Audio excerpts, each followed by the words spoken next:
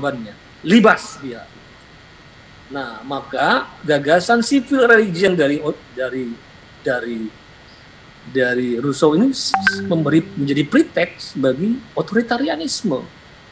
Jadi negara menjadi monopoli atas moral.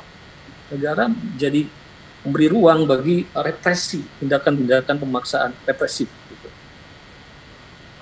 Nah, untunglah, ya kalau Rousseau kan sekitar abad ke-18, hampir 100 tahun kemudian muncul juga dari lingkuran akademia Prancis namanya Durkheim. Dia memang tidak menyebut secara khusus ya civil religion, tapi dia melahirkan sejumlah konsep yang ada kesamaannya dengan konsep civil religion. Dia bilang tidak, dia sama juga ya dalam hal pertama dia ada kesamaan dengan Rousseau dalam arti bahwa negara tidak hanya bisa ditumpukan asas kekerasan. Dia juga yakin bahwa negara harus punya basis moral. Dan dia juga sama seperti Rousseau bahwa sesuatu kekuatan agama itu sebagai elemen perekat, integrating factor. Ya. Dan dia katakan bahwa manusia itu sebagai homo sapien itu bersifat homo duplex, artinya hidup di dua ranah. Pertama ranah individu, kedua ranah sosial, ranah kolektif. Di dalam kehidupan pribadi sehari-hari dia bilang hubungan antar individu, manusia tetap menjadi makhluk otonom, tidak hilangan kediriannya. Tetapi ada situasi di mana antar kedirian kemudian terhubung di dalam satu kolektivitas yang luas dalam hubungan antar sosial. Di dalam hubungan antar sosial, kedirian itu lenyap masuk di dalam satu emosi publik, emosi kolektif. Disitulah ketika kita kedirian hanyut di dalam satu emosi publik, manusia memasuki apa yang disebut dimensi sakral. Jadi dimensi sakral dalam arti dia itu ketika kedirian hilang, lenyap di dalam logika emosi kolektif. Apa yang dia bilang sebagai collective effervescence. Ya. Jadi di mana dan dalam hal ini hilangnya kedirian di dalam emosi kolektif itu tidak harus dalam pengertian keagamaan tradisional. Seperti misalnya kalau penonton Persib atau Persija tadinya waktu berangkat dari rumah dia masih sadar sebagai individu, tapi begitu masuk di dalam stadion besar dalam emosi publik, kedirian lenyap masuk dalam emosi publik. Nah makanya kalau sudah masuk dalam emosi publik itu biasanya otonomi individu lenyap masuk di dalam logika kelompok. Tergantung kalau kelompoknya kelompok violent, dia akan menjadi violent gitu kan. Tapi kalau kelompoknya kelompok estetis seperti dalam bayangan civil religion seperti dalam Mozart, John Stuart Mill atau Tagore, dia menjadi satu kolektivitas estetis dalam bentuk festival yang sangat warna-warni itu. Jadi tergantung jenis kolektivitas seperti apa. Dan oleh karena itu bagi dia sebenarnya civil religion itu tidak harus diproduksi oleh negara, tapi civil religion itu sesuatu yang alamiah yang tumbuh atas dasar voluntary ketika setiap orang memerlukan dimensi-dimensi kolektif, setiap orang memerlukan terhubung dengan yang lain. Oleh karena itu bagi dia pengembangan civil religion itu justru akan semakin kuat kalau itu merupakan inisiatif-inisiatif yang tumbuh dari bawah secara sukarela lewat perjumpaan-perjumpaan antar identitas, antar kelompok. Dan dia bilang negara itu sesuatu yang baik, tapi seringkali bisa jadi negara itu terlalu jauh dari individu. Tapi dia melihat ya bahwa hubungan yang jauh antara negara dan individu itu mulai pada abad ke-19 dimediasikan dengan munculnya komunitas-komunitas masyarakat sipil. Ya, dari asosiasi profesi, asosiasi macam-macam itu, dia menemukan optimisme bahwa semangat kolektif itu bisa dihidupi di dalam kelompok-kelompok masyarakat sipil itu, sehingga dimensi kolektif itu lewat ritual-ritual perkumpulan-perkumpulan masyarakat sipil itu akan terjadi proses-proses pemupukan mentalitas ya, dan semangat bersama. Oleh karena itu bagi Durkheim namanya civil religion ini harus tumbuh secara organik lewat perjumpaan-perjumpaan secara sukarela antar berbagai kelompok di dalam masyarakat sehingga betul-betul dia berakar di jantung masyarakat gitu. Nah, sekarang saya ingin mengatakan dengan demikian mereka secara sadar mengatakan bahwa civil religion ini bukan religi tadi di dalam arti konvensional, justru dikatakan civil karena dia sebenarnya berbeda dari gereja, berbeda dengan agama konvensional. Dikatakan religion tadi karena dia itu harus mengatasi negara, tidak di bawah negara. Ya. Jadi nilai-nilai moralnya ini justru jadi acuan negara. Kalau dia di bawah pemerintahan, itu maka kemudian tadi bisa terjadi proses politisasi civil religion itu untuk kepentingan jangka pendek. Ya. Jadi kita lihat di sini kita harus semacam memadukan antara perspektif Rousseau dan perspektif Durkheim. Jadi kalau kita lihat dengan Pancasila sebagai pandangan hidup atau worldview itu diolah di dalam komunitas-komunitas masyarakat. Nilai, mental, karakter harus dijaga secara tumbuh, secara voluntary di dalam masyarakat. Tapi Pancasila sebagai filosofi negara, ideologi negara, itu jelas harus melibatkan elemen-elemen negara. Jadi di sini harus terjadi keseimbangan yang tepat antara peran negara dan peran masyarakat.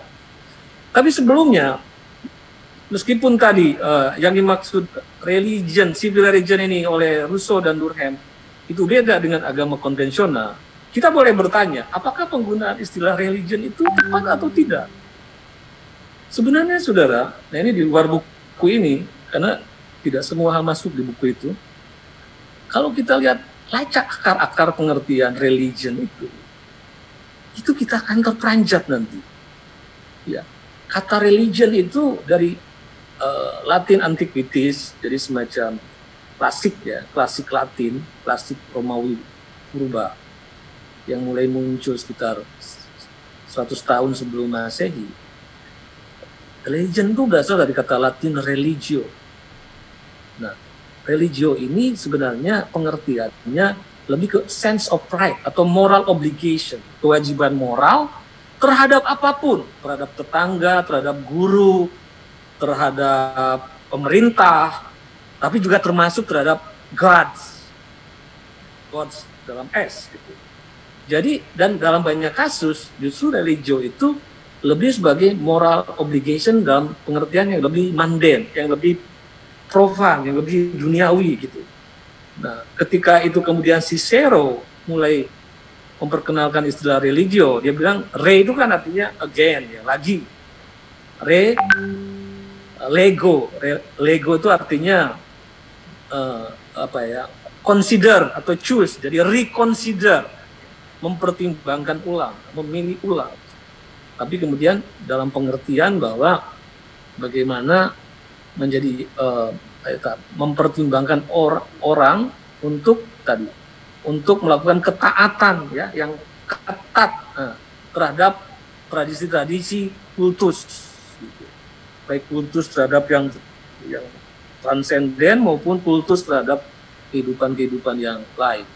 Nah, kemudian pada abad 4 dan ke-5 Masehi, mulai pengertian religio itu dimaknai oleh Santo Agustinus atau Saint Augustine sebagai religare, artinya reconnect atau rebinding. Jadi bagaimana kita menyambung ulang, ya, mengikat ulang. Jadi seperti dimaknai oleh Rousseau dan Durkheim bahwa agama itu sesuatu yang mengikat, simpul yang mengikat, reconnect. Meskipun di sini mulai Santo Agustinus reconnect ini mengikat ulang pada sesuatu yang transenden. Tapi nanti ketika masuk ke dalam bahasa Inggris religion pada abad ke-12, religion itu artinya juga rebinding dengan tertib monastery, dengan tertib kebiaraan. Jadi bagaimana orang bisa terikat di dalam tata tertib kebiaraan. Jadi sebenarnya pengertian ikatan di sini dalam arti religion asalnya itu umum. Jadi bisa ikatan pada yang moral obligation pada yang transenden atau pada moral-moral yang bersifat duniawi ini. Nah sekarang kalau agama bagaimana? Nah kita ini kan setiap hari bicara agama. Tapi agama apa? agama ini dari bahasa Sanskerta. Ya kalau katanya agama, itu artinya tidak, agama itu kacau, itu namanya kirata lah itu. Tapi sebenarnya agama Sanskerta itu artinya tradisi. Tradisi dalam arti kumpulan-kumpulan naskah-naskah suci di dalam kehinduan yang menjadi basis tradisi. Gitu. Jadi agama adalah sekumpulan teks-teks suci yang menjadi basis tradisi Hindu. Jadi agama itu artinya tradisi. Nah, jadi sebenarnya misalnya kalau di Inggris kan tidak punya konstitusi tertulis, tapi namanya hukum dasar Inggris itu sekumpulan teks-teks yang mereka sucikan dalam kehidupan seperti Magna Carta dan lain-lain. Jadi sebenarnya agama pun bisa dimaknai dalam konteks yang lebih lebar, gitu. Dalam konteks yang lebih lebar.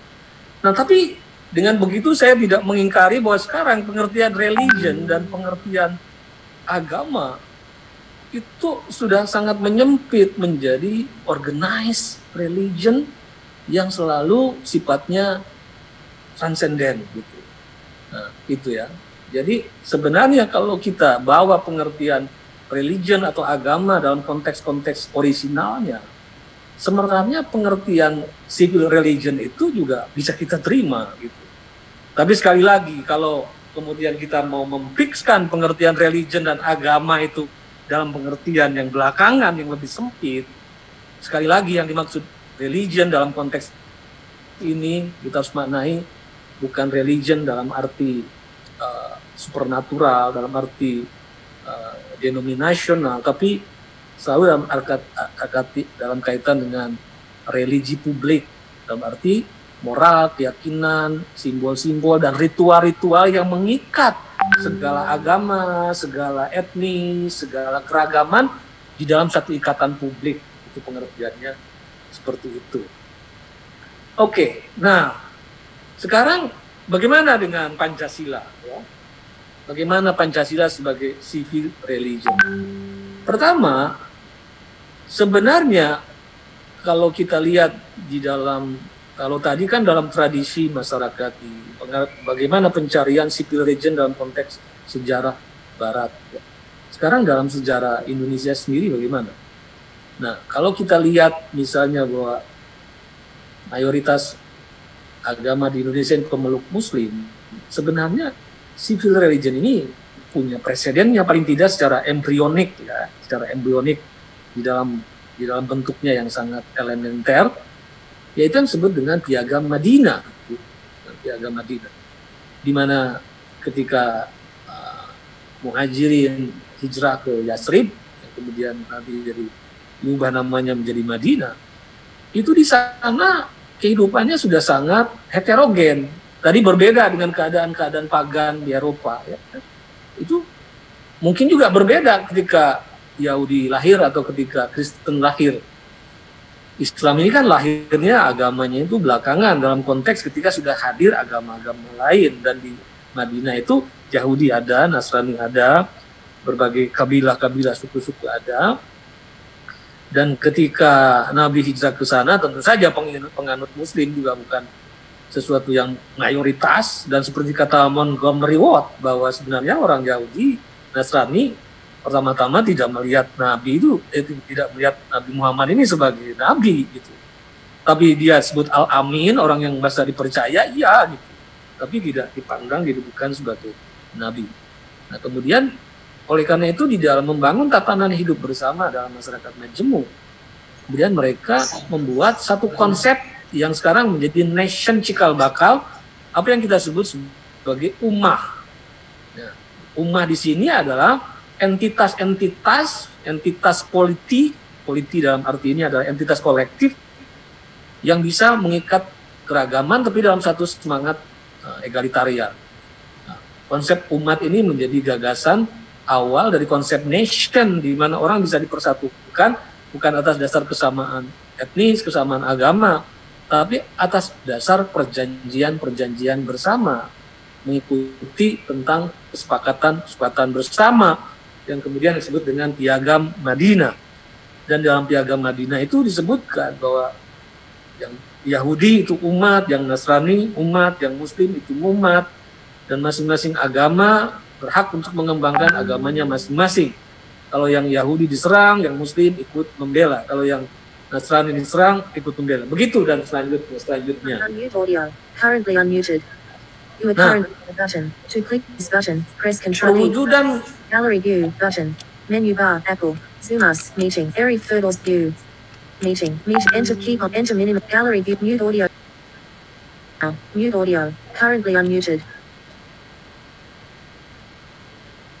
perwujudan kontemporer dari Piagam Madinah itu justru menemukan ruang aktualisasinya di Indonesia. Gitu.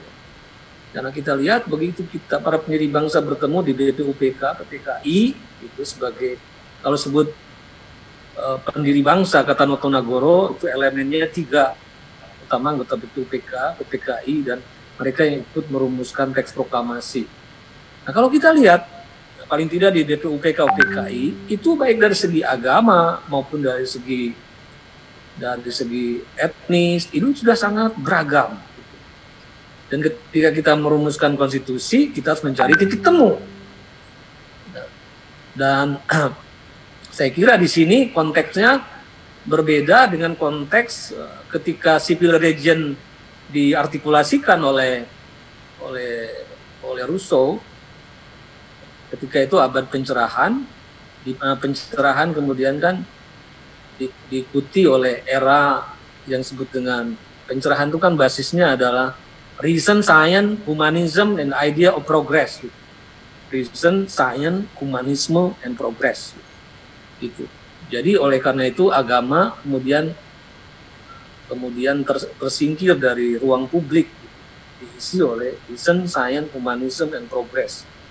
Tapi yet kalau kita baca Stephen Pinker, sebenarnya penganut pendukung humanisme di Barat sekalipun tidak semuanya dari kelompok ateis. Ada dari pengikut deis dan panteis. Kalau apa bedanya? Kalau teis kan satu keyakinan bahwa Tuhan bukan hanya mencipta dunia, tapi juga Tuhan itu sesuatu yang personal yang juga masih ikut dalam kehidupan manusia. Everyday life gitu. Tapi kalau deis, kalau kaum deis itu Tuhan semacam menciptakan blueprint gitu, blueprint tentang semesta ini, hukum-hukumnya. Setelah itu dia mundur dan membiarkan semesta ini menggelinding dengan dirinya sendiri gitu. Sedangkan panteis ya Tuhan itu ya hukum-hukum alam itu sendiri. Nah, kalau kita lihat di Indonesia arus besar para pendiri bangsa, baik mereka yang disebut kalangan-kalangan golongan keagamaan maupun golongan-golongan kebangsaan itu arus besarnya itu sama-sama orang-orang yang pendukung humanisme yang teistik. Nah, makanya kemudian cara merumuskan civil religionnya itu tidak ada yang punya bayangan di mana civil religion itu tidak menyertakan agama di dalamnya. Gitu. Jadi misalnya dari kalangan kebangsaan sendiri, misalnya ada orang seperti Supomo ya, di BPUPK, Supomo mengatakan begini, memang benar saya ini menolak Indonesia ini menjadi negara agama, ya, atau ada agama resmi negara gitu. Kenapa dia bilang? Bukankah kita dengan merdeka ini dari penjajahan kita ini cita-citanya ingin mengakhiri diskriminasi kolonial, di mana di masa kolonial tadi warga negara dibedakan menurut kelas-kelas tertentu. Ya, ada warga negara kelas 1, kelas 2, kelas 3. Dengan merdeka, kita semua ini ingin diperlakukan sebagai first class. Kata merdeka sendiri dari kata Mahardika, artinya kan satu kasta tertinggi kaum Brahmin gitu. Nah, oleh karena itu dia bilang kalau kita ada Indonesia menjadi negara agama atau ada agama resmi, itu tidak cocok dengan semangat kemerdekaan. Tapi dengan saya menolak arti Indonesia menjadi negara agama atau ada agama resmi negara, saya sama sekali tidak menolak arti pentingnya agama, nilai agama untuk ikut dalam mewarnai kehidupan publik. Jadi apalagi Islam yang dianut oleh mayoritas bangsa Indonesia, dengan sendirinya nilai-nilai keislaman harus ikut mewarnai kehidupan publik. Sementara itu dari kalangan keagamaan sendiri, misalnya nanti kemudian hari itu diwakili oleh orang seperti Natsir ya, dia mengatakan pada momen-momen penting menjelang kemerdekaan di mana mayoritas ya anggota BPUPK itu adalah orang-orang Islam, apapun predikat Islamnya itu, dia bilang mereka itu orang-orang Islam, tidak mungkin melahirkan satu dasar negara yang nyata-nyata bertentangan dengan prinsip-prinsip Islam. Jadi kan ini ketemu ya. Di satu sisi kita lihat, di satu sisi di sini ada pikiran ya untuk melahirkan satu moral publik yang intinya disuling dari moral-moral agama. Tapi di sisi lain, moral publik ini juga merupakan gagasan-gagasan dari luar agama, seperti misalnya kemanusiaan, demokrasi, kebangsaan, keadilan sosial ekonomi. Itu gagasan-gagasan kontemporer, tetapi tidak bertubrukan dengan agama, tapi yang juga disesuaikan dengan agama tadi. Misalnya gagasan humanisme, kemanusiaan, gagasan kemanusiaan yang dipikirkan oleh para pendiri bangsa bukan kemanusiaan yang ateistik gitu, tapi ketahanan yang teistik. Kemudian gagasan nasionalismenya bukan nasionalisme yang mengenyahkan nilai-nilai keagamaan, tapi nasionalisme yang religius. Begitupun demokrasinya demokrasi ramah agama ya. Keadilannya juga keadilan yang mengakomodasi gagasan sosio-religius. Jadi singkat kata, Pancasila sebagai civil religion ini memadukan antara nilai universal agama-agama yang diprofanisasikan, artinya dari level sakral, transendenskan, kemudian diprofanisasikan, disubstansiasikan. Jadi ketuhanan dalam konteks Pancasila tidak lagi ketuhanan metafisik yang menjadi wilayah rumah tangga agama-agama, tapi ketuhanan yang sudah diprofanisasikan menjadi moral publik yang disepakati bersama. Nah, saat yang sama ada nilai-nilai dari luar agama, tapi disakralkan dalam arti dia kemudian disanctity menjadi moral yang disepakati bersama. Sekali lagi sakral ini seperti yang dipikirkan oleh Durkheim, yaitu nilai-nilai yang kemudian dianut, diakui, dijunjung tinggi secara bersama-sama dalam kehidupan publik. Ya. Nah, jadi itulah ya dengan yang disebut dengan civil religion dalam konteks Pancasila ini merupakan satu perpaduan yang harmonis antara gagasan-gagasan yang disuling dari moral agama dan gagasan-gagasan dari dunia sekuler, tapi juga yang mengalami proses sanctity, proses-proses yang tidak bertubrukan dengan nilai agama dan sepakati sebagai kode-kode moral bersama. Di luar aspek moral, kita juga menyepakati simbol-simbol, ritual-ritual yang terus kita hidupi bersama. Jadi misalnya Indonesia ini menarik ya. Misalnya untuk urusan-urusan publik selalu menyertakan kode-kode ketuhanan. Misalnya kita memiliki hari libur untuk hari raya semua agama-agama lagi. Kalau mungkin di dunia ini cuma Indonesia di mana hari besar agama-agama jadi hari libur nasional. Kita juga dalam upacara-upacara kenegaraan selalu ada doa bersama. Dan menariknya di Indonesia ada doa lintas agama pula. Itu mungkin cuma ada kasus di Indonesia. Kita juga ada sumpah untuk jabatan-jabatan publik dengan bersumpah atas nama Tuhan. Ya. Nah, kita juga punya sejumlah simbol-simbol yang kita sepakati bersama. Ada lambang negara kayak Bhinneka Tunggal Ika, ada nyanyian-nyanyian kebangsaan, ya, ada Bhinneka Tunggal Ika, ya, ada ritual-ritual yang kemudian peringatan-peringatan hari-hari nasional yang menjadi membangun emosi kolektif bersama. Oke, ya. Jadi dan kalau kita lihat, nah ini bagian terakhir, apakah gagasan moral publik Pancasila itu cukup kredibel gak? Cukup gak memenuhi satu prasyarat minimum untuk menjadi moral publik yang capable? Dalam hal ini kita boleh misalnya meminjam satu gagasan moral publik dari psikolog politik Amerika namanya Jonathan Haidt, bukunya The Writer's Mind.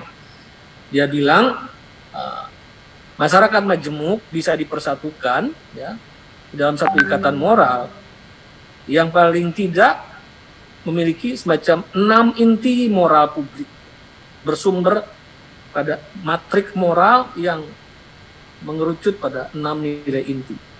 Pertama, dia bilang kalau kita ingin hidup bersama dalam keragaman harus punya nilai care, peduli terhadap apa yang mengancam keselamatan hidup bersama. Ya. Kalau John Stuart Mill mengatakan the protection of people from harm. Jadi kita harus peduli terhadap apa yang mengancam keselamatan hidup bersama. Dalam konteks piagam Madinah tadi kan mengatakan kalau Yahudi diserang, yang lain membela. Kalau Muslim diserang, yang Yahudi membela. Itu sama-sama memprotek, care terhadap apa yang mengancam keselamatan hidup bersama. Kedua, harus ada nilai liberty, harus menjunjung tinggi hak dan hak-hak dasar manusia, hak-hak dan kebebasan asasi manusia. Yang ketiga adalah fairness, keadilan, kepantasan, kesetaraan. Ya. Yang berikutnya ada nilai namanya loyalty, ya. Loyal, setia kepada tanah air, pada tradisi dan konsensus-konsensus bersama. Keempat adalah authority.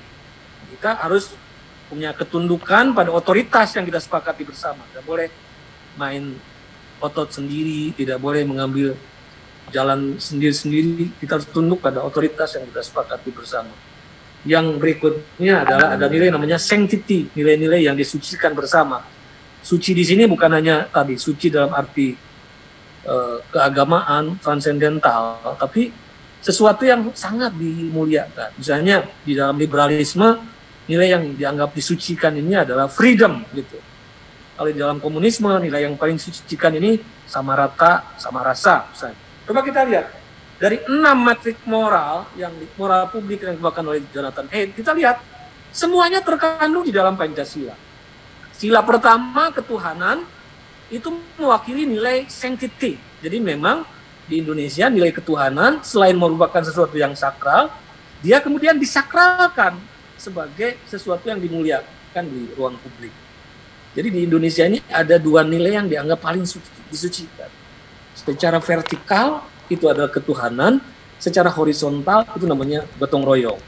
Nah ini kan, nah ini yang menimbulkan kegaduhan belakangan ini tidak memahami ini. Jadi di dalam Pancasila nilai-nilai gotong royong itu merupakan pancaran dan semangat ketuhanan kita. Kata Clifford Geertz, rata-rata sistem keagamaan religi Nusantara itu bercorak iluminasionisme, bahwa segala sesuatu itu berpasang-pasangan, tetapi merupakan pancaran dari sumber yang sama. Jadi ada siang, ada perempuan, ada laki, perempuan, ada siang, malam, gitu kan. Jadi dalam bahasa Jawa sebut loro-loroning atunggal, gitu, 2 yang menyatu. Jadi yang berbeda itu bukan kontradiksi, gitu, tapi semacam paradoks yang sifatnya komplementary, misalnya yin and yang, gitu. Bahwa di dalam gelap itu ada terangnya, di dalam terang itu ada gelapnya. Nah, oleh karena itu, karena perbedaan itu sifatnya komplementari, maka perbedaan itu bukan saling menghabisi. Tidak seperti dalam semangat Zoroastrian itu ya, Ahura Mazda dan Ahriman itu kan. Jadi untuk satu identitas yang ada, maka yang lain harus dihabisi. Menang hitam atau menang putih. Gitu. Kita ini lebih seperti konteks yin and yang. Gitu. Di mana yang berbeda itu paradok harus saling komplementer. Oleh karena itu, karena sifatnya komplementer, yang berbeda-beda itu harus saling bekerja sama, tolong-menolong, bergotong royong gitu. Jadi hubungan horizontal gotong royong itu cerminan dari semangat ketuhanan kita gitu. Nah, yang kedua, kemanusiaan itu mewakili nilai care dan liberty. Sedangkan sila ketiga adalah mewakili nilai loyalty. Sila keempat mewakili nilai authority. Sila kelima mewakili nilai fairness gitu. Dan saya tunjukkan di buku ini masih banyak lagi ya. Betapa Pancasila itu memenuhi dari berbagai sisi moral publik seperti psikologi positif dari Martin Seligman, bahkan dari Maqasidus Syariah Islam itu kalau diperas itu ketemunya nilai-nilai Pancasila itu. Bahkan menarik ya, kalau di Amerika nilai yang nilai liberty, nilai fairness dan nilai care itu yang mewakili individu itu menjadi anutan partai liberal, yaitu Partai Republik. Nah, liberal ini menarik ya, kalau di Eropa dalam keberadaan komunisme, liberal itu jadi kanan gitu. Tapi di Amerika dalam kekurangan pengaruh komunisme, liberalnya itu liberal kiri, Demokrat itu liberalnya kiri. Jadi memadukan antara kebebasan dan justice. Sedangkan nilai-nilai loyalty, nilai-nilai authority dan sanctity yang menekankan aspek kolektivisme itu merupakan mewakili partai konservatif, yaitu Republik. Jadi kalau di Amerika 6 matrik moral itu dibagi 2 gitu. Yang menekankan individu diperjuangkan oleh Demokrat, yang memperjuangkan kolektivisme diperjuangkan oleh Republik. Nah, kalau Pancasila karena ingin mencari keseimbangan antara individu dan sosial, itu kemudian sudah beyond left and right gitu. Oke ya, jadi yang saya jelaskan di situ ditinjau dari sudut apapun, sebenarnya Pancasila itu bukan saja bisa menyelesaikan problem Indonesia, ya, bagaimana masyarakat religius tapi dalam konteks majemuk yang harus menemukan civil religion, bahkan juga Pancasila juga kredibel, bisa memenuhi nilai moral publik yang berlaku secara global. Saya kira sampai di sini dulu, saudara sekalian. Terima kasih. Assalamualaikum warahmatullahi wabarakatuh. Waalaikumsalam. Waalaikumsalam warahmatullahi wabarakatuh. Terima kasih Kang Yudi atas presentasi yang sangat komprehensif. Saya kira tadi dibahas dari mulai banyak sekali dari mulai sejarah munculnya gagasan tentang civil religion, kemudian juga muncul dari sejarah yang panjang tadi dijelaskan, dilacak sejak zaman negara Madinah, kemudian Rousseau, kemudian gagasan dari Durkheim, dan melacak juga gagasan pendirian para pendiri Amerika Serikat. Nah, jadi nampak sekali bahwa civil religion itu muncul ketika orang-orang komunitas itu memerlukan order, memerlukan tatanan, muncul dari inisiatif-inisiatif dari bawah, dan kemudian lewat perjumpaan-perjumpaan dengan yang lain. Nah, civil religion yang tadi disebut Kang Yudi itu bukan dalam pengertian agama yang konvensional, tapi karena civil religion ini merupakan pandangan dunia yang muncul dari komunitas-komunitas masyarakat tadi. Ada moralitas di sana, ada karakter di sana, dan dia harus berada di atas negara, mengatasi negara, tidak berada di bawah kekuasaan atau dominasi negara. Nah, saya kira saya langsung membacakan beberapa pertanyaan dari teman-teman yang sudah muncul. Sebentar. Ini ada dari Oke. Ada dari Nur Hamzah dari UIN Bandung, Kang Yudi. Saya kumpulkan dulu. Dari Nur Hamzah, dalam konteks sejarah apakah pengaruh Piagam Madinah, apakah ada pengaruh Piagam Madinah terhadap pembentukan perumusan Pancasila? Ini dari Nur Hamzah. Kemudian dari Arif Firdaus, bagaimana membumikan Pancasila sebagai agama sipil tanpa menimbulkan salah pemahaman terhadap pengertian civil religion yang tidak berarti mengagamakan Pancasila?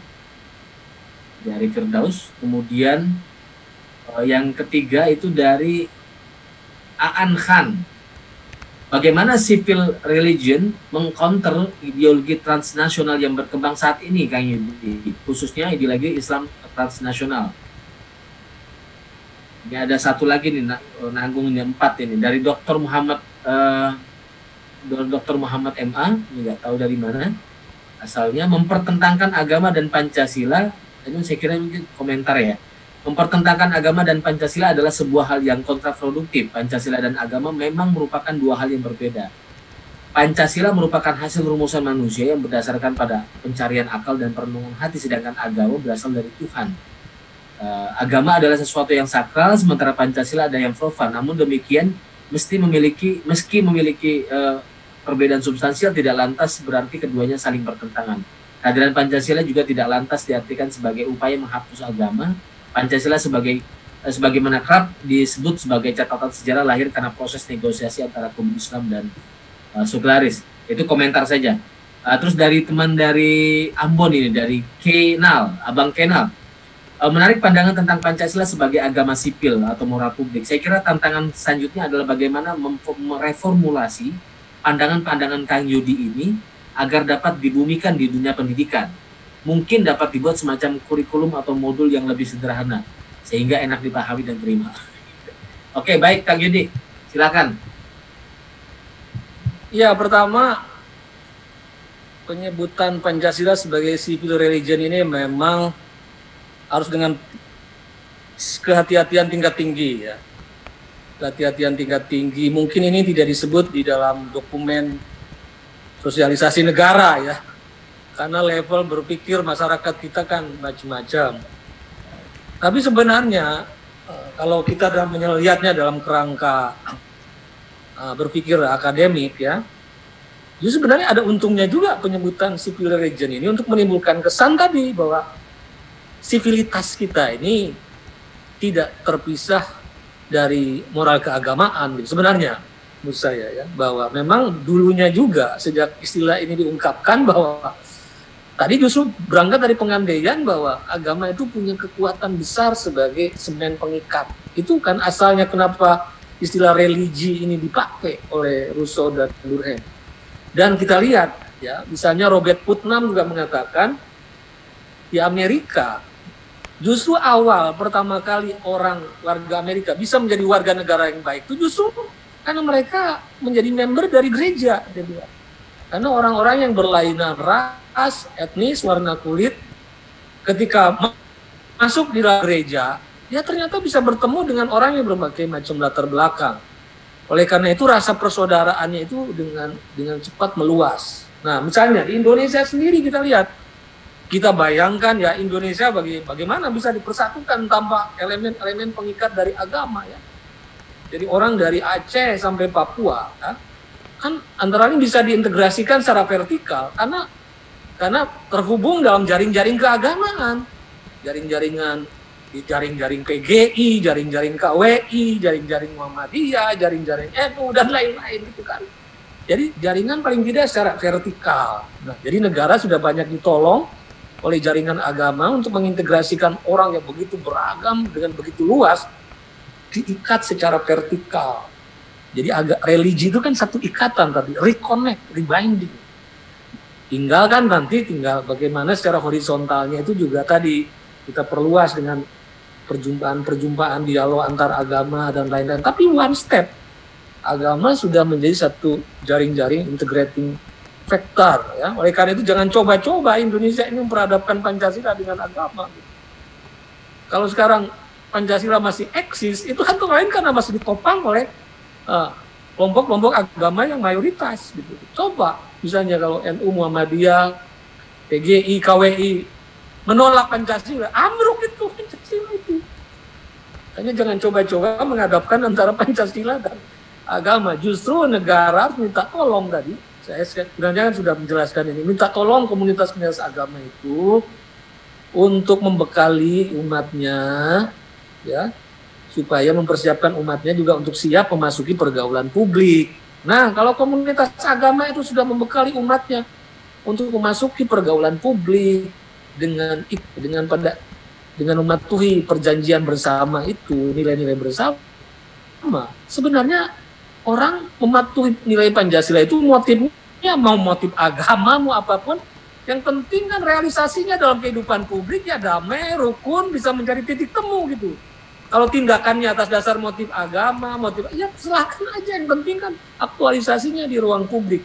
Jadi saya sering mengatakan orang beragama memasuki Pancasila itu tidak harus lompat ke dunia lain gitu loh. Kalau dia mestinya kan setiap agama itu juga harus punya, karena kan tidak mungkin lah kita nih hidup sekarang ini di dalam situasi, apalagi situasi globalisasi ini, agama apapun dihadapkan dengan keragaman. Kalau tidak menyiapkan umatnya untuk siap hidup dalam keragaman, wah betapa repotnya dunia ini. Berarti kan fatwanya setiap kamu berbeda dengan pengikut agama lain, setiap tikungan bunuhlah orang itu. Bukan main repotnya kan. Masa memilih begitu? Tidak ada kan. Ketuanya pilihannya harus peaceful coexisten. Nah, sekali agama mengajarkan umatnya untuk peaceful coexisten, itu dia berarti sudah membekali nilai Pancasila. Dan di dalam peaceful coexistence itu, nah ini sebenarnya kita ini semua orang itu punya namanya apa yang disebut dengan orang itu sering lebih mendahulukan orang-orang yang punya kedekatan dalam imajinasi. Jadi biasanya mereka yang dimasukkan ke dalam satu komunitas moral bersama itu orang yang dibayangkan dalam imajinasinya itu ada kedekatan, terutama kedekatan ruang, kedekatan geopolitik. Ya. Oleh karena itu seluruh ajaran etika kan mendahulukan harus berbuat baik terhadap orang-orang terdekat dulu gitu. Jadi kita jangan bermimpi membangun misalnya komunitas politik internasional dengan berbuat buruk, tidak berbuat baik terhadap tetangga terdekat gitu. Misalnya kita memimpikan kehilafahan Islam tapi tidak berbuat baik terhadap tetangga. Seluruh ajaran moral mengatakan kita harus mendahulukan orang-orang terdekat di lingkungan kita. Apa kata dunia? Kita memimpikan moralitas internasional terhadap tetangga sendiri tidak bisa baik. Gitu. Nah, itu ya. Jadi yang disebut dengan circle of commitment ya, itu selalu orang-orang yang kita masukkan di dalam imajinasi moral itu biasanya orang-orang yang dalam imajinasi kita punya kedekatan dengan kita ya. Oleh karena itu setiap agama harus merespon imajinasi tetangga yang berdekatan itu. Dan Indonesia selalu tetangga kita beragam dan setiap agama harus siap memasukkan circle of commitment itu di dalam agamanya masing-masing. Nah, tentang apakah gagasan Piagam Madinah ini mewarnai perumusan atau tidak? Secara langsung tidak ya. Secara langsung tidak ya. Tetapi kalau kita lihat ya, kita baca misalnya karya-karya seperti Zainal Abidin Ahmad dan lain-lain ya, yang tokoh Masyumi yang juga sudah menulis tentang khalifah itu, menarik nih. Bagi dia kan khalifah itu dalam konteks nation state gitu. Beda pengertiannya dengan khalifah sekarang. Kalau Zainal Abidin Ahmad itu khalifah itu dalam konteks nation state ini itu banyak ya dirujuk tentang Piagam Madinah dan lain-lain itu ya. Kemudian saya kira secara tidak langsung bagaimanapun tokoh-tokoh Islam yang ada di sana seperti Ki Bagus Adikusumo, kemudian seperti Wahid Hashim, terutama juga orang-orang yang pernah lama belajar seperti di Kairo, seperti Kahar Muzakir dan lain-lain. Konsep-konsep Piagam Madinah itu pasti bukan sesuatu yang asing. Yang sesekali ini muncul juga argumen seperti ini di dalam pidato-pidato Ki Bagus, pidato-pidato yang lain yang mengatakan bahwa di dalam hidup Islam itu komunitas-komunitas yang lain selalu dijamin kedamaiannya dan dijamin keamanannya gitu. Muncul pikiran-pikiran seperti itu di dalam tinjauan mereka di DPUPK bahwa di dalam pengalaman sejarah Islam komunitas-komunitas non-Islam juga bisa hidup damai, bisa hidup dijamin, ditentram gitu. Nah, artinya kan ini pasti punya presidennya di dalam sejarah Islam, yaitu sejarah di Madinatul Rasul. Yang kedua tentang bagaimana supaya civil religion ini tidak dikesankan mengagamakan Pancasila. Ya memang ini harus dengan tingkat kehati-hatian ya yang tinggi, bahwa justru tadi dikatakan civil religion itu dikatakan civil karena dia berbeda dengan agama-agama tradisional, berbeda dengan gereja, berbeda dengan masjid ya. Dikatakan religion tadi justru nilai-nilai ini jangan dibawa pemerintah. Kalau dibawa pemerintah itu akan jatuhnya pada Rousseau nanti. Akan menjadi alat politisasi untuk menyingkirkan lawan-lawan politik. Dia harus bisa mengatasi negara. Jadi harus menjadi pedoman, tuntunan di dalam penyelenggaraan negara. Jadi dalam civil religion kita harus memadukan tadi konsep Rousseau dan Durkheim. Di satu sisi Pancasila jangan hanya jadi alat negara untuk mendisiplinkan masyarakat, tapi juga menjadi alat masyarakat untuk memastikan agar jalannya negara ini harus juga tunduk pada imperatif moral Pancasila. Ya. Jadi harus ada melibatkan peran-peran masyarakat dan peran-peran negara. Negara diperlukan karena masyarakat juga beragam. Masyarakat beragam, sehingga kadang-kadang bisa saja tafsir terhadap Pancasilanya itu bisa sesuai dengan kepentingan komunalnya masing-masing. Nah, begitu tafsirnya itu melewati garis kontur, negara mengingatkan bahwa tafsir saudara itu tidak cocok lagi dengan nilai ontologis Pancasila yang ingin mencari titik temu. Misalkan selama ini kan ada yang mengatakan ketuhanan yang Maha Esa itu hanya monopoli orang Islam, karena keesaan itu ditafsirkan semata-mata atas dasar tauhidnya Islam. Padahal kalau kita baca di Konstituante, kata orang Islam memang sila ketuhanan itu cocok dengan tauhid. Tapi bagi orang Katolik dan orang Kristen mengatakan, ya keesaan di sana juga cocok dengan ajaran Yesus Kristus. Nah, sekali lagi ya bahwa di sana ketika kita menafsir Pancasila itu sudah keluar dari kerangka ontologisnya, negara yang mengingatkan supaya fanatisisme yang mengarah pada eksklusivisme itu dikembalikan kepada jalan hak, ya, jalan moderasi.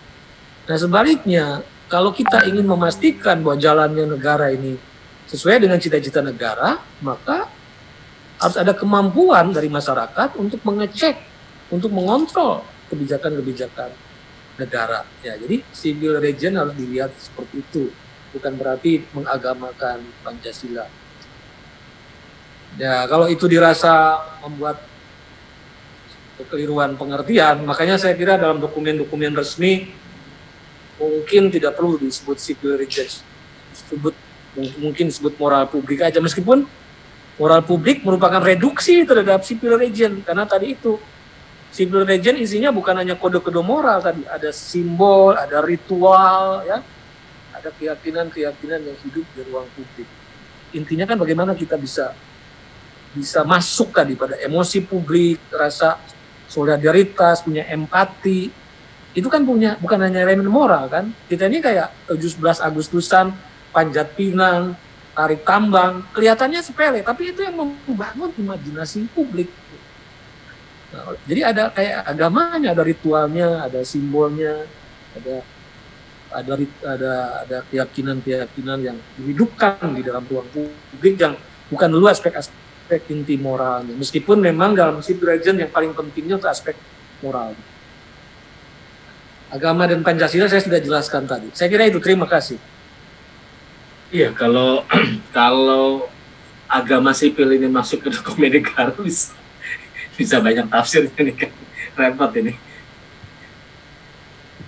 Oke, ini ada beberapa lagi pertanyaan. Kita masih ada 15 menit, Kang Yudi. Jadi saya akan singkat saja. Ini ada beberapa yang masih nanya, tapi akan saya skip.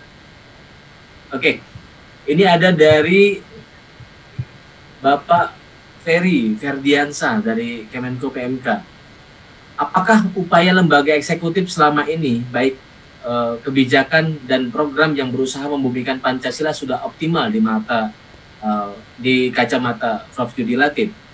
Kita punya MPR, kita punya BPIP, Kemenag, lembaga-lembaga lainnya aktif membumikan Pancasila dan memoderasi agama. Jika belum optimal, apa yang perlu dibenahi dalam jangka pendek dan panjang, Prof. Yudi? Itu yang pertama. Yang kedua dari Sarmedi Purba. Apakah agama sipil berguna untuk mencampur baurkan kehidupan beragama dan kehidupan bernegara, atau malah sebaliknya?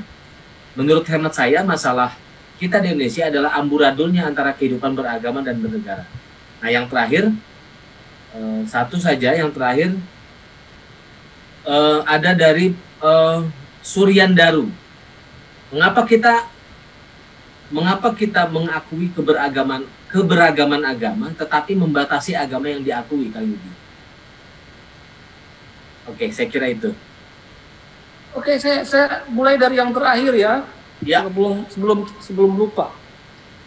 Ya, sebenarnya gini, kita harus bedakan antara fungsi pengadministrasian dan fungsi pengakuan keyakinan sebagai hak asasi. Kalau di dalam pasal 29 kan jelas bahwa negara menjaminan atas kebebasan beragama dan keyakinan, dan orang beribadah sesuai dengan agama dan keyakinannya masing-masing. Jadi karena begini sebenarnya, soal keyakinan seseorang, agama itu, negara itu kan nggak tahu keyakinan orang itu. Kan agama negara kan nggak perlu punya mikroskop untuk melihat hati setiap orang. Jadi soal keyakinan itu urusan yang sifatnya domainnya privat, negara nggak bisa memasuki itu. Kita juga nggak boleh kayak Turki, di mana untuk urusan yang domain privat diintervensi oleh negara. Gitu. Adzan nggak boleh pakai bahasa Arab, gitu ya. Nggak begitu. Coba ya, ini juga saya kan udah jelaskan ya mungkin di yang lalu. Kalau kita lihat sila-sila Pancasila, itu semuanya kan kata sifat. Ketuhanan, kemanusiaan, persatuan, kerakyatan, keadilan. Jadi ini sila pertama ini harus clear ini. Sebenarnya bagi Pancasila, urusan tentang Tuhannya apa, itu domain masing-masing agama dan masing-masing orang. Ya. Tapi yang dituntut Pancasila adalah bagaimana orang dengan segala apapun Tuhannya mengekspresikan sifat-sifat Tuhan dalam kehidupan publiknya, dalam hubungan muamalahnya. Gitu. Apa itu sifat Tuhan? Ya, sifat Tuhan kan banyak. Kalau dalam Islam ada 99 asma Tuhan. Tapi dari 99 itu sifat Tuhan yang paling ultimum itu Rahman Rahim. Allahu la ilaha illa wa rahmanur rahim. Makanya doa semua agama-agama ya. Nah, universal God ya, Tuhan universal yang mempertemukan semua agama-agama itu yaitu sifat welas asih Tuhan. Makanya kan doanya menyerut sifat Tuhan yang sama. Orang Islam akan berdoa Bismillahirrahmanirrahim dengan nama Allah yang pengasih yang penyayang. Orang Kristen akan berdoa dengan nama Tuhan Bapa yang Maha Kasih. Orang Hindu akan berdoa Om Shanti Shanti Om damai kasih sayang. Orang Buddha akan berdoa semoga semua makhluk bahagia. Jadi sifat-sifat kasih itu sebenarnya sih ya soal keesaan itu apa itu ya itu tafsir dari masing-masing pengikut agama. Jadi yang dituntut Pancasila itu bukan urusan metafisikanya, karena itu salah Pancasila kalau masuki aspek metafisika, karena itu masuki rumah tangga agama-agama. Pancasila cuma menuntut muamalahnya aja. Bahwa ketika nama Tuhan diseru itu punya dampak bagi kehidupan publik. Punya dampak bagi kehidupan publik.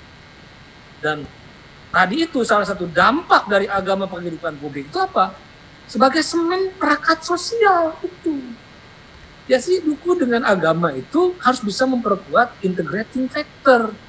Bukan dengan agama malah mengarah pada perpecahan publik gitu loh. Itu sebenarnya. Jadi ini sesuai dengan pertanyaan kedua nih, agama mestinya dengan agama bukan malah mengarah pada pertentangan publik.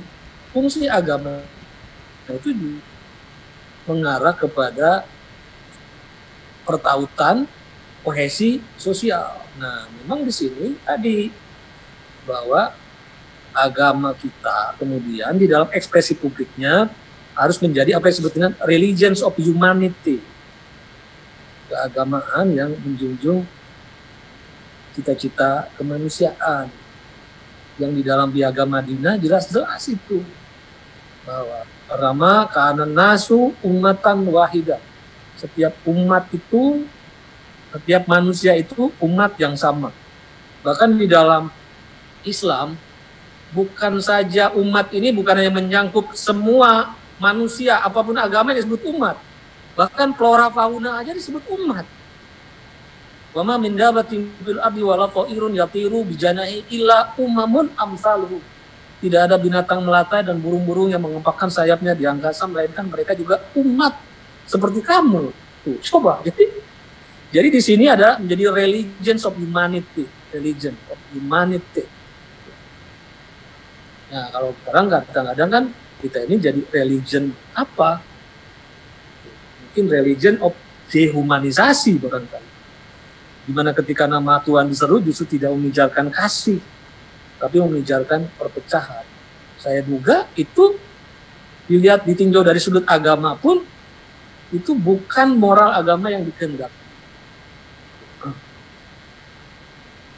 Nah, kemudian tadi yang pertama soal program sosialisasi. Jadi saya di episode yang lalu sudah mengatakan bahwa Pancasila itu ada 3 domain mental karakter, domain tata kelola, domain tata sejahtera. Dan dalam domain tata nilai, artinya bagaimana kita mensosialisasikan nilai, itu sebenarnya agensi utamanya justru adalah masyarakat. Seperti Bung Karno dulu mengatakan, aku gali nilai Pancasila itu dari nilai-nilai yang sudah hidup di dalam masyarakat. Kenapa? Karena untuk menjadi karakter itu nggak ada shortcut, nggak ada jalan pintas. Penataran jangankan sejam, 2 jam, 100 jam aja nggak bisa membentuk watak karakter. Gak bisa. Karakter itu harus tumbuh menjadi habit of life sejak kecil. Mulai dari keluarga, tingkat PAUD, dan lain-lain. Artinya itu harus terutama oleh masyarakat, oleh komunitas sekolah, komunitas agama, komunitas pemukiman, komunitas kerja, komunitas media, komunitas adat, korpol, dan ormas. Nah, menarik dalam ini Durkheim mengatakan gini kan seperti juga orang kalau ingin menjadi penganut agama yang baik, itu kan ada rumah ibadahnya, rumah ibadah untuk membuat mereka itu taat beragama. Nah, dia bilang kalau civil religion itu rumah ibadahnya apa? Ya, dia bilang rumah ibadah civil religion itu ya sekolah. Maka komunitas sekolah itu yang harus benar-benar mengembangkan, memupuk nilai Pancasila. Mana tadi itu pendidikan bukan saja seperti Durkheim katakan, bukan hanya mengajar ilmu pengetahuan teknologi, tapi harus membekali setiap peserta didik menjadi good citizen, menjadi warga negara yang baik. Peran agama, tadi saya katakan agama sangat fundamental karena agama sangat sublim, sangat kuat sekali daya tonjoknya terhadap pemukaan karakter. Nah, kalau saja komunitas agama bisa mengatasi dikotomi antara kesalehan keagamaan dengan kesalehan keluargaan, maka itu sangat dahsyat.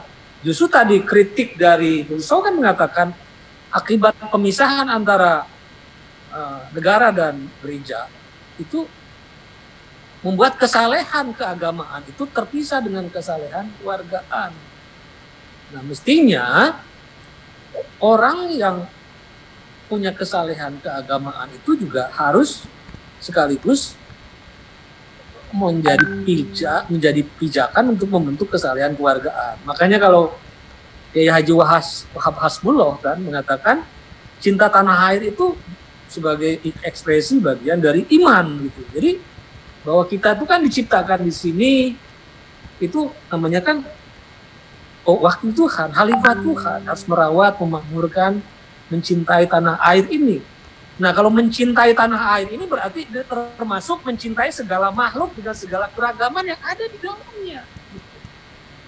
Maka mau tidak mau agama itu juga harus menyiapkan nilai-nilai moral publik di dalam konteks kemajemukan Indonesia. Nah, negara dalam konteks memupuk nilai ini tugasnya adalah lebih pada ya pertama bikin pedoman-pedoman pokok tadi supaya ada semacam similaritas, ada semacam sinkroni antar ketika komunitas mengembangkan itu ada basic similaritas. Di dalam perbedaan itu ada similaritasnya, ada sinkroninya, ada unity-nya. Kemudian bikin pedoman regulasi yang mencakup tata laksananya, tata pelaksanaannya. Yang berikutnya adalah mengembangkan 4 fungsi pokok dari negara. Apa itu? Respect. Pertama, menghormati setiap inisiatif masyarakat, komunitas yang mengembangkan Pancasila. Termasuk tadi melibatkan harus respect terhadap berbagai peran-peran agama dan lain-lain. Kedua, to protect. Memprotek apa? Menjalankan rule of law. Gitu.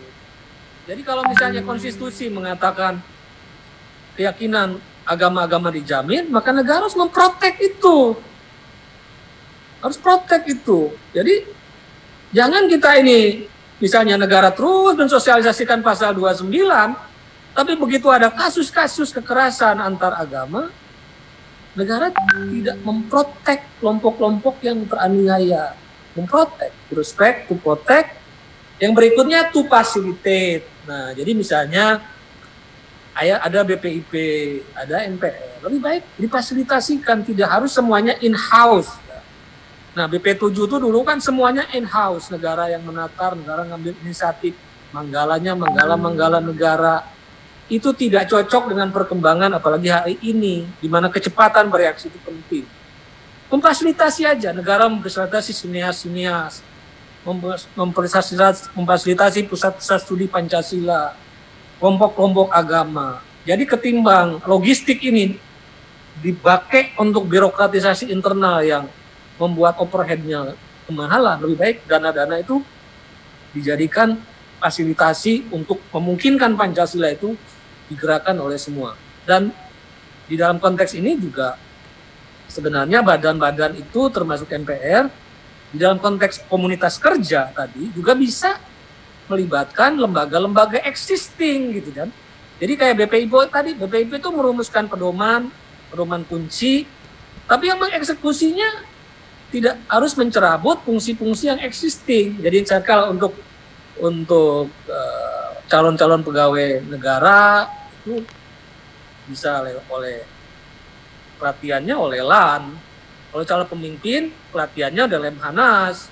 Kalau kepemudaan pelatihannya ya oleh Kemenpora.